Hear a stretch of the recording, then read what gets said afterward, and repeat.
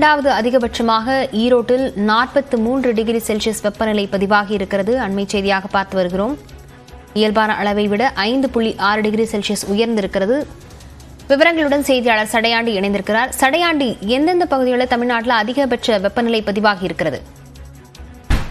நிச்சயமா லாவண்யா, கடந்த சில தினங்களாகவே வெயில் வாட்டி வதைத்து வருகிறது. இந்திய வானிலை ஆய்வு மையமும் சரி, தமிழ்நாடு வானிலை ஆய்வு மையமும் சரி, வெப்ப அலை வீசக்கூடும், எச்சரிக்கையாக இருக்க வேண்டும் என தொடர்ந்து பொதுமக்களை எச்சரித்து வருகின்றனர். அந்த வகையில் நேற்றைய தினத்திற்கான அதிகபட்ச வெப்பநிலையை இந்திய அளவில் வெளியிட்டிருக்கிறார்கள் இந்திய வானிலை ஆய்வு மையம். அதில் புவனேஸ்வர், ஒடிசா மாநிலத்தில் புவனேஸ்வர் பகுதியில் 43.8 டிகிரி செல்சியஸ் தான் இதுவரைக்கும் இந்தியாவிலேயே அதிகபட்ச வெப்பநிலையாக இருக்கிறது.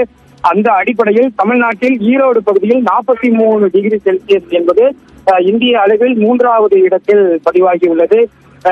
2வது இடத்தில் ஆந்திர பிரதேச பகுதியை சேர்ந்த கட்டப்பா பகுதியில் 43.8 டிகிரி செல்சியஸ் வெப்பநிலை பதிவாகி இருக்கிறது. அதற்கு அடுத்தபடியாக ஈரோடு பகுதியில் 43.0 டிகிரி செல்சியஸ் அளவானது பதிவாகி இருக்கிறது. இது ஒட்டுமொத்த இந்திய அளவில் 3வது அதிகபட்ச வெப்பநிலையாக பதிவாகி இருக்கிறது. இது இயல்பான அளவை விட 5.6 டிகிரி செல்சியஸ் அதிகம் என இந்திய வானிலை ஆய்வு மையம் குறிப்பிட்டிருக்கிறது.